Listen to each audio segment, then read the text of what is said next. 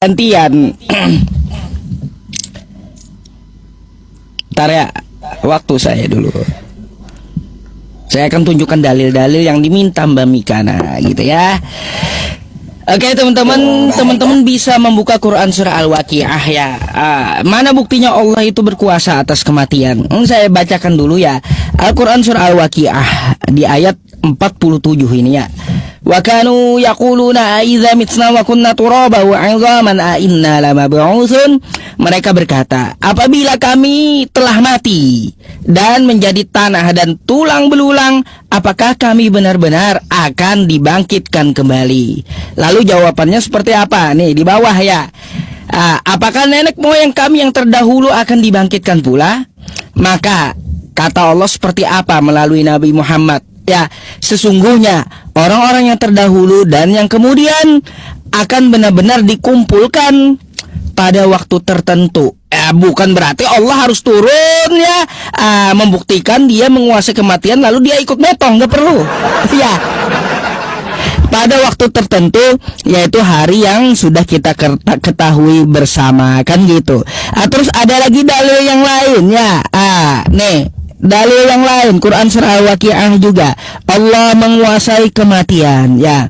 Di sini teman-teman Anda bisa buka di ayat nih ya. Nih, falaula idza balagatil hulqum ya. Kalau begitu, kenapa kamu tidak menahan nyawa ketika telah sampai di kerongkongan? Kenapa Yesusmu metong di tiang salib? Kalau dia berkuasa atas kematian, tahan kata Allah di kerongkongan ya. Artinya apa dari jawaban ini? Yesus metong di tiang salib kagak dapat menahan nyawa dia ya di kerongkongan. Artinya dia tidak berkuasa atas kematian. Oke Mbak Mikana, itu jawaban saya pakai dalil Al-Quran. Allah itu membangkitkan pada waktu yang telah ditentukan. Bukan berarti dia harus ikut turun ya, ikut metong gitu ya. Habis itu Mbak Mikana ya, saya mau kasih tahu Anda nih, selain Yesus Mbak Mikana ya, udah ada yang lebih dulu bisa membangkitkan orang mati ya. Di 1 Raja-Raja 17-19, Elia membangkitkan perempuan janda dan anaknya. Perempuan janda itu telah mati ya, lalu dibangkitkan oleh Elia ya. Kata nih ya teman-teman, 1 Raja-Raja coba kita buka ya. Nih mari ya kita baca satu persatu. Sesudah itu anak dari perempuan pemilik rumah itu jatuh sakit, dan sakitnya sangat keras sampai tidak ada napasnya lagi. Jadi anak itu mati di hadapan Elia ya. Lalu apa? Nih ya, kata Elia kepadanya, berikan anakmu itu kepadaku. Elia mengambilnya dari pangkuan perempuan itu dan membawanya naik ke kamar atas dan membaringkan anak itu di tempat tidurnya. Kan kayak gitu. Habis itu apa? Anak itu bangkit setelah Elia berseru ya. Ada baca kau ya, di situ sudah ada Elia lebih dulu membangkitkan orang sebelum Yesus ya. Badan anak itu di atas 3 kali lalu berseru ya, pulangkanlah kiranya nyawa anak ini ke dalam tubuhnya. Bangkit itu anak-anak ya. Tuh bangkit itu anak-anak. Terus kalaunya ukurannya bangkit Mbak Mikana ya, selain Yesus banyak juga orang-orang yang lain menguasai kematian yang mereka bangkit sendiri dari kematian. Matius 27 nomor 52 ya, kuburan terbuka dan banyak orang kudus yang telah meninggal bangkit. Jadi ya bukan cuma Yesus ya yang bisa bangkit. Elia bisa membangkitkan anak kecil, orang-orang kudus bisa bangkit sendiri. Lalu kau klaim Tuhanmu berkuasa atas kematian karena dia ikut metong. Lebih baik kau Mikana ya tuhankan ini si Elia, karena Elia dia berkuasa membangkitkan anak janda itu ya. Aduh, tuh jawaban saya. Ya Mbak Mikana, saya mau bertanya ya, Matius 27 nomor 52 sampai 53 itu ya, Itu kenapa orang-orang kudus lebih hebat daripada Yesus? Mereka bangkit sendiri, sedangkan Yesus dibangkitkan. Jawab. Ya, jawab tuh orang kudus kenapa bangkit sendiri? Lebih hebat dari Tuhanmu, silakan. Oke. Aku kresek-kresek enggak Ustadz? Masih kresek-kresek? Oh enggak, terima kasih. Enggak. Oke. Jadi teman-teman, dari tadi Ustadz ini hanya bisa berteori ya. Yang saya tanya, siapa nama yang pernah dibangkitkan oleh Allah? Tidak ada ditunjukkan, saudaraku, ya. Karena apa? Semua yang ditunjukkannya hanya teori, ya. Tidak ada actionnya, tidak ada praktikalnya.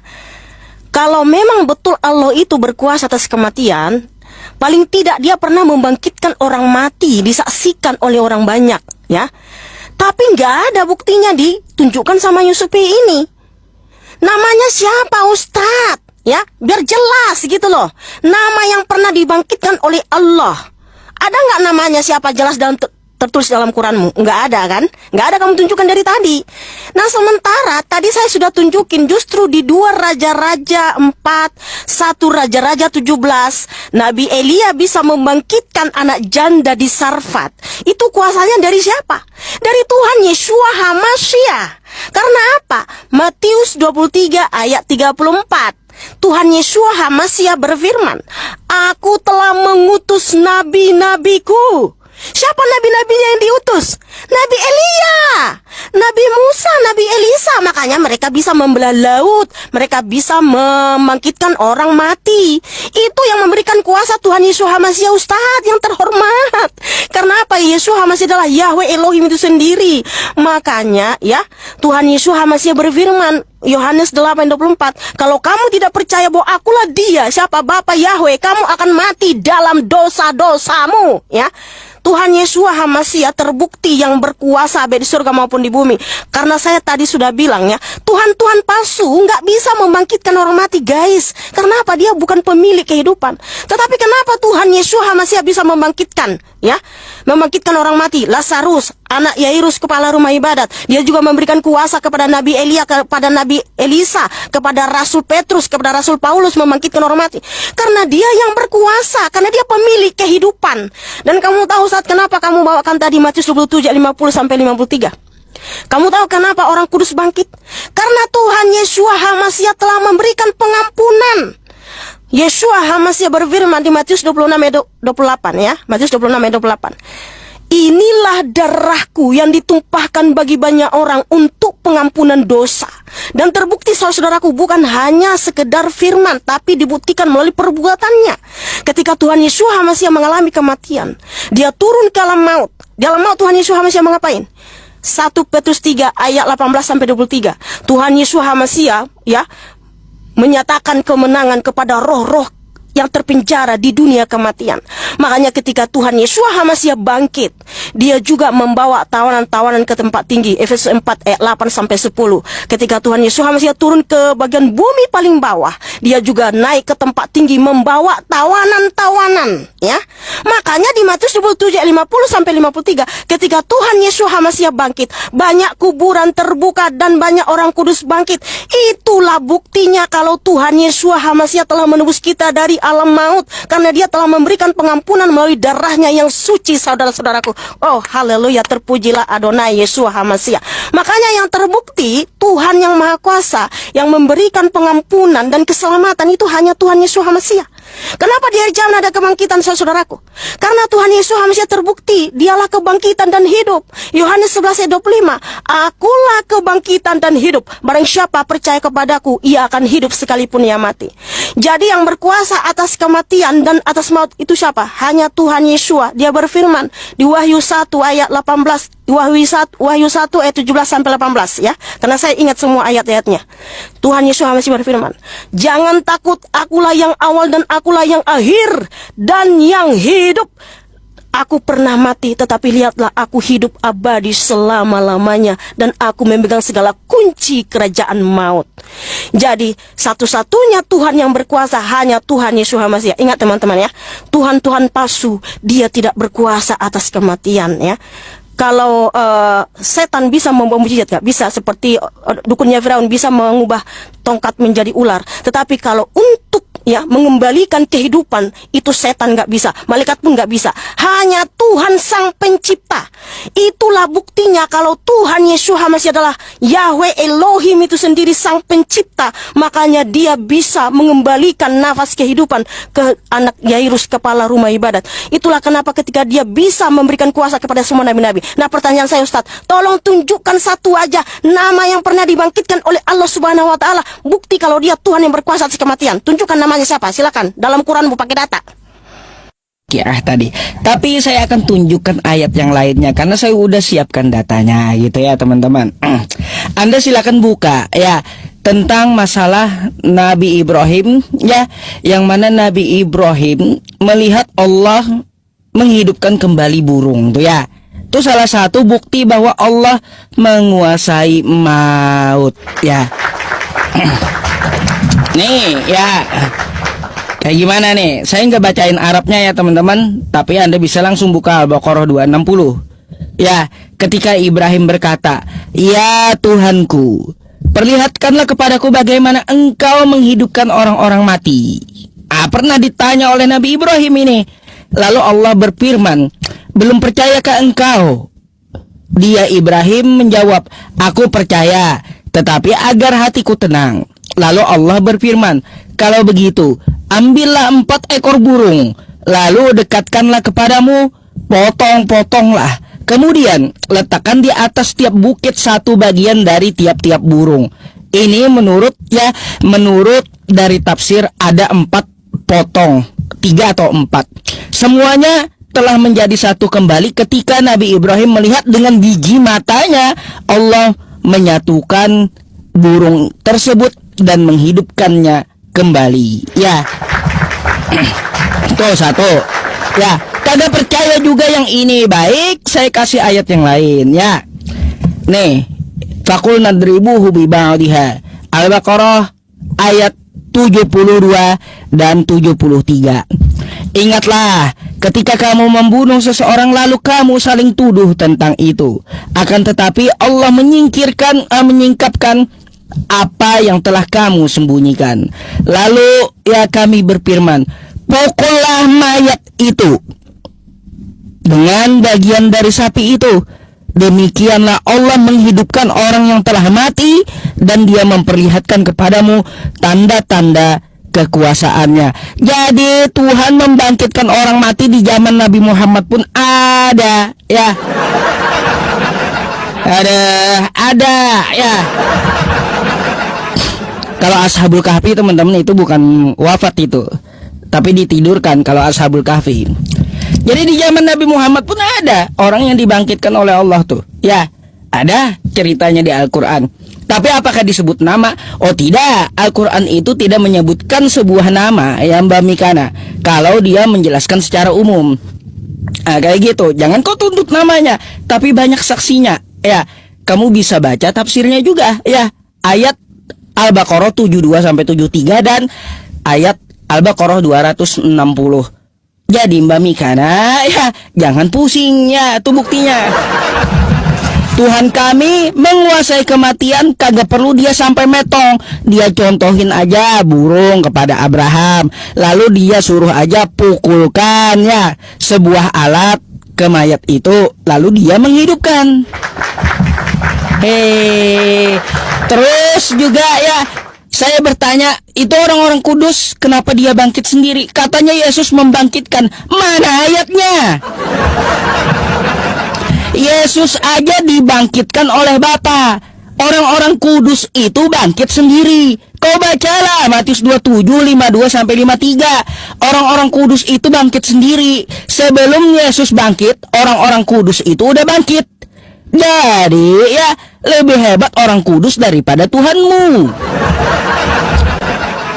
Jangan kau beralasan orang kudus itu Yesus membangkitkan. Mana ayatnya? Nggak bisa ngibul kayak gitu sama saya, Mbak Mikana. Kasih saya ayatnya. Di mana orang kudus itu Yesus yang bangkitin? Orang kudus itu bangkit duluan sebelum Yesus. Baru Yesus bangkit setelah mereka bangkit. Dan Yesus dibangkitkan oleh Bapa. Kan kayak gitu. Untuk masalah orang yang membangkitkan, ya, lebih dulu ada Elia. Itu katanya meminta kepada Tuhan. Yesus pun juga meminta kepada Bapaknya. Makanya dia ngaku seperti apa? Aku tidak dapat berbuat apa-apa dari diriku sendiri, katanya. Lalu kau bilang dia berkuasa. Mimpi kau, ya. Coba pertanyaan saya satu aja. Kalaunya ukurannya bisa bangkit, siapa yang membangkitkan orang-orang kudus itu? Kalau jawaban kau Yesus yang membangkitkan, mana dalilnya? Yesus membangkitkan orang-orang kudus itu. Karena orang-orang kudus itu lebih dulu bangkit daripada Yesus, ya. Tuh. Coba buktikan, ya, yang kau ucapkan tadi. Tolong saya minta ayatnya di Bibelmu. Silakan.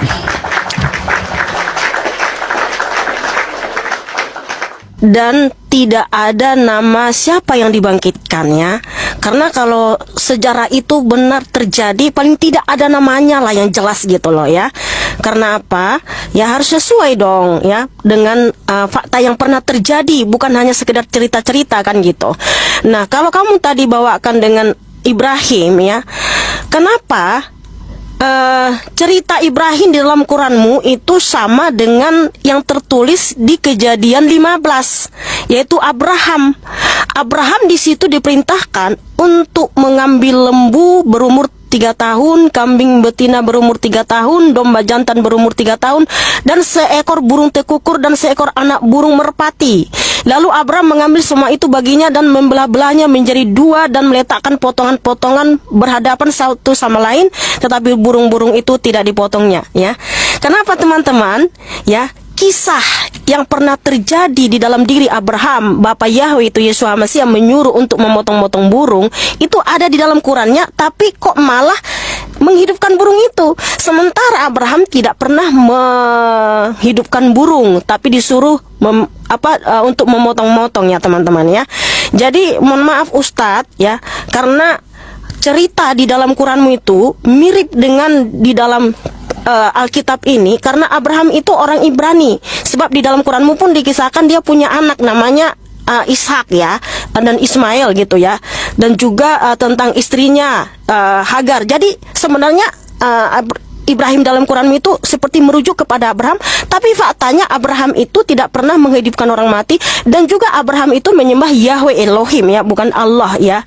Nah, jadi artinya Yusuf ini belum ada menunjukkan dari tadi mana actionnya kalau Allah Subhanahu wa Ta'ala itu terbukti berkuasa atas kematian. Paling tidak ada satu orang namanya yang jelas gitu, namanya siapa yang dibangkitkan oleh Allah Subhanahu wa Ta'ala.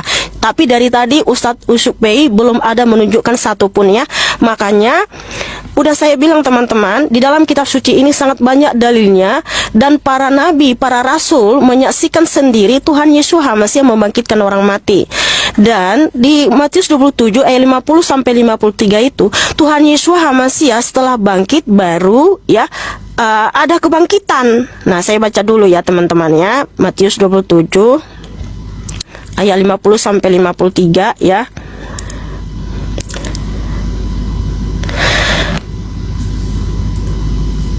Dan kuburan-kuburan terbuka dan banyak tubuh orang kudus yang sudah meninggal dibangkitkan, dan setelah keluar dari kuburan-kuburan sesudah kebangkitannya, mereka masuk ke dalam kota kudus dan menampakkan diri kepada banyak orang, ya. Sesudah kebangkitan Yesus Hamasiah baru ada yang bangkit. Karena apa? Tuhan Yesus Hamasiah telah menebus kita dari alam maut. Dia telah memberikan darahnya untuk pengampunan dosa-dosa kita. Makanya di Efesus 4 ayat 8 sampai 10, Tuhan Yesus Hamasiah turun ke alam maut, ya, ke bagian bumi paling bawah itu alam maut.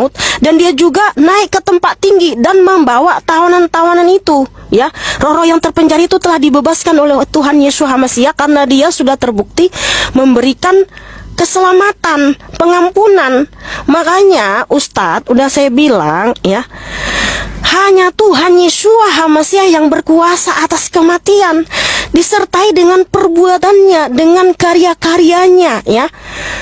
Tuhan Yesus hanya berfirman di Lukas 8 kepada anak Yairus, kepala rumah ibadat, "Anak muda, bangun." Langsung kembali rohnya ke tubuhnya. Kepada Lazarus, ya, Yohanes 11, "Lazarus, bangkit." Langsung bangkit, padahal udah 4 hari mati membusuk. Dia juga memberikan kuasa kepada Rasul Kefa, Kisah para Rasul 9, ya.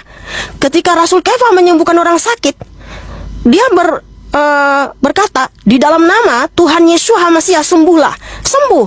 Makanya ketika dia membangkitkan Tabita, Rasul Paulus membangkitkan anak muda yang jatuh dari soto di Kisah para Rasul 20, itu dia dapat kuasa dari Tuhan Yesus HaMasyiah. Karena apa? Yesus HaMasyiah adalah Sang Pencipta. Dia adalah Tuhan yang berkuasa baik di surga maupun di bumi. Jadi Ustadz, kita pakai data secara real. Nah, saya tanya, ya, apa sih buktinya Allah itu berkuasa atas kematian? Ya, paling tidak ada namanya satu orang saja secara jelas siapa yang pernah dibangkitkan sebagai bukti dia berkuasa atas kematian. Ya, seperti itu. Teman-teman, ya wajar ya Mbak Mikana, setelah kita kasih bukti Allah menguasai kematian, ya, dengan mencontohkan Ibrahim. Masalah Ibrahimnya yang dibahas Mikana kok sama dengan Alkitab, katanya. Saya baca Quran saya tentang masalah Ibrahim, bukan baca kitab kau, ya. Kayak gitu. Jangan kau sama-sama kan Ibrahim, ya. Ibrahim yang dicerita saya, di situ dia melihat Allah membangkitkan, ya, bagaimana makhluk yang telah mati disatukan kembali. Kan kayak gitu. Nggak usah kau bahas itu bukti yang tidak dapat kau bantah lagi di situ, ya. Allah menguasai kematian, nggak perlu dia mati. Dia menghidupkan burung di hadapan Ibrahim. Oke? Tuh, yang kedua, ya. Tadi katanya, ya, ada seseorang yang dibangkitkan di Al-Quran, di Quran surah Al-Baqarah, tapi namanya tidak disebutkan katanya. Ya, kan sudah saya bilang, ya, untuk masalah penjelasan umum, ya, penjelasan umum itu tidak menyebutkan nama, kecuali Allah mengkhususkan ke satu hal, satu pribadi yang dia bahas. Contoh Nabi Isa. Nah, kayak gitu. Baru Allah sebutkan Isa. Kalau Allah membuktikan kepada umum, gak perlu dia kasih sebuah nama. Macam mana ini? Itulah buktinya, ya teman-teman. Allah berkuasa atas kematian, gak perlu dia sampai metong sendiri, ya. Nah, ini ada Tuhan yang metong, katanya membuktikan dia berkuasa atas kematian. Ini bukan berkuasa atas kematian Tuhan macam ini, tapi Tuhan macam ini adalah Tuhan yang kalah dengan kematian. Camkan itu, ya, camkan itu. Terus juga, ya, tadi saya bawa ayat dari Al-Quran, ya teman-teman. Tapi Mbak Mikana gak percaya, ya itu urusan dia. Lalu tentang masalah jawabannya dalam Bible, masalahnya di situ Yesus yang membangkitkan, katanya mari kita baca, tapi bacanya mau ngibulin saya, ya. Nih, mari kita baca, ya teman-teman. Matius 27 nomor 53, ya. Kita baca dulu 52-nya, ya, sama 51-nya. Nah, ya teman-teman, tapi 51-nya ini terjadi gempa bumi dan bukit terbelah, gitu ya. Nggak usah 51-nya, langsung aja 52-nya, ya. Matius 27:52. Dan kuburan-kuburan terbuka, dan banyak orang kudus yang telah meninggal bangkit. Nggak ada Yesus di sini. Yesus juga masih ikut metong ini, ya. Kau perlu tahu Mbak Mikana, Yesus masih ikut metong ini, ya. Karena apa? Di ayat 50-nya, ya teman-teman semuanya, di nomor 50-nya coba kita lihat nih, ya. Nih, Yesus berseru pula dengan suara nyaring, lalu menyerahkan nyawanya. Metong udah nih, ya, Yesus metong. Setelah Yesus metong, lalu gempa bumi. Setelah gempa bumi, ternyata orang kudus bangkit duluan, ya. Yesus masih metong, ya. Orang kudus ini yang telah meninggal bangkit duluan dia. Oke? Nah, baru di ayat 53-nya, setelah orang kudus tadi bangkit, ya, Yesus juga ikut bangkit. Lalu yang orang kudus tadi, mereka keluar gentayangan ke kota Jawa Tengah nih, ya. Nah, maksudnya kota Yerusalem, bukan kota Kudus Jawa Tengah, bukan. Dan menampakkan diri kepada banyak orang. Nggak ada di sini orang kudus dibangkitkan Yesus. Jangan nibul kau gitu. Orang kudus itu bangkit sendiri, ya, lebih hebat daripada Yesus. Mereka lebih berkuasa daripada Yesus atas kematian dan kebangkitan, karena mereka udah mati lalu mereka bangkit sendiri, baru Yesus ikutan juga bangkit. Kayak gitu, nggak mau kalah kan, kayak gitu. Setelah itu apa? Setelah itu orang kudus tadi baru dia keluar kubur dan jalan-jalan ke kota kudus. Gak ada di sini dikatakan orang kudus dibangkitkan Yesus. Enggak usah ngibul, makanya dongeng itu nggak laku sama saya, Mbak Mikana. Mana ayatnya orang kudus itu dibangkitkan oleh Yesus? Mana ayatnya? Karena di sini nggak ada ya Yesus membangkitkan orang kudus, tapi orang kudus ini bangkit sendiri dan kuburnya terbuka sendiri, bukan Yesus yang bangkitin. Oke? Ini lebih hebat nih daripada Tuhanmu. Ya, kata kamu ini Yesus yang bangkitin, mana dalilnya? Dah, jawab kau ya. Silakan.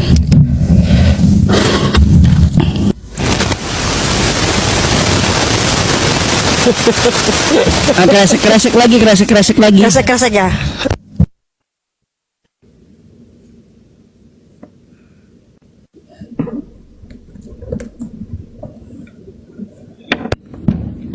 Masih kresek? Udah enggak. Oh iya.